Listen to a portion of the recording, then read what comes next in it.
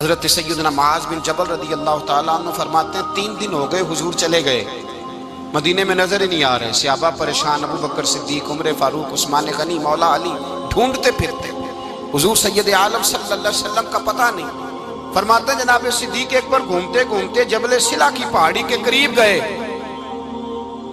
ایک چرواہا بکریاں چرا رہا تھا، اس سے پوچھا تم نے میرے محبوب کو تو نہیں دیکھا؟ تو کہنے لگا مجھے نہیں پتا تمہارے محبوب کون ہے۔ ایک آدمی آج 3 دنوں سے غار میں رو رہا ہے، اتنی شدت کے ساتھ روتا ہے کہ میری بکریاں جا کے غار کے سامنے بیٹھ جاتی ہیں، اور بکریاں بھی روتی ہیں، میں بڑا کھینچتا ہوں پر لوٹتی نہیں، رات کو گھر لے کے جاتا ہوں تو جاتی نہیں، سویرے باڑے سے نکالتا ہوں تو دوڑی ہوئی آتی ہے، پھوٹ پھوٹ کے روتی ہیں، لیکن حال یہ ہے کہ دودھ پہلے سے بھی زیادہ دیتی ہیں۔ حضرت ابو بکر صدیق کہنے لگے یہی تو میرے رسول پاک علیہ السلام کے نبی ہونے کی علامت ہے۔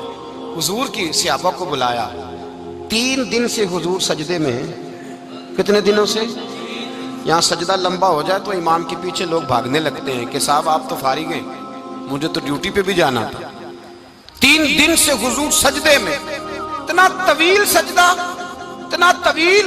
صحابہ کہتے ہیں قدموں میں جا کے لگے، محبوبہ بس کریں آ جائیں۔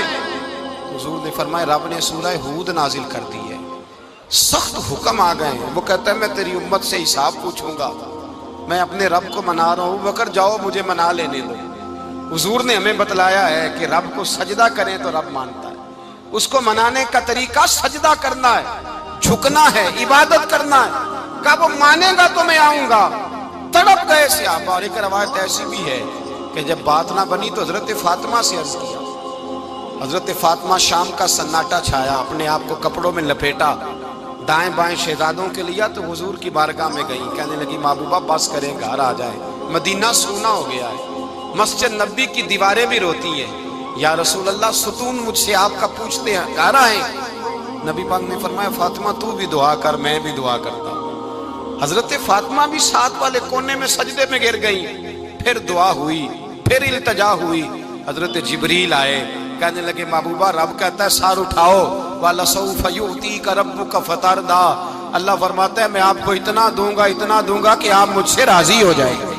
تو حضور تو سجدے کے عالم میں۔ حضرت سیدنا عبد الرحمن ابن عوف کہتے ہیں میں حضور کے ساتھ تھا، ہم مسجد نبی سے نکلے تو سامنے ایک باغ آیا، حضور فٹافٹ گئے اور باغ میں سر سجدے میں رکھ دیا، دیر تک حضور نے سجدہ کیا، اتنا لمبا کہ جیسے کسی کی روح پرواز کر گئی۔ کہتے میں حضور فارغ ہوئے تو عرض کی حضور اتنے لمبے سجدے کی وجہ؟ تو فرمایا میرے پاس جبریل آئے تھے اور انہوں نے کہا یا رسول اللہ رب کہتا ہے آپ کا جو امتی ایک بار درود پڑھے گا اللہ اس پہ 10 رحمتیں نازل کرے گا، اللہ اس کے 10 گناہ معاف کرے گا، اللہ اس کے 10 درجے بلند کرے گا۔ تو میں نے کہا سجدہ کر کے شکر نہ ادا کر لوں؟ اس بات پر میں سجدہ کرنے لگ گیا۔ اس بات پر ایک دوست کے ہاں بیٹا ہوا، مجھے کہنے لگے مبارک ہو بھتیجا آیا ہے۔ میں نے کہا خیر مبارک۔ بڑے عرصے کے بعد اللہ نے نوازا، میں نے 5 کلو مٹھائی بھیجی آپ کی جانب، دوستوں کو کھلا دیجیے گا۔ میں نے کہا اور کتنی بانٹی ہے؟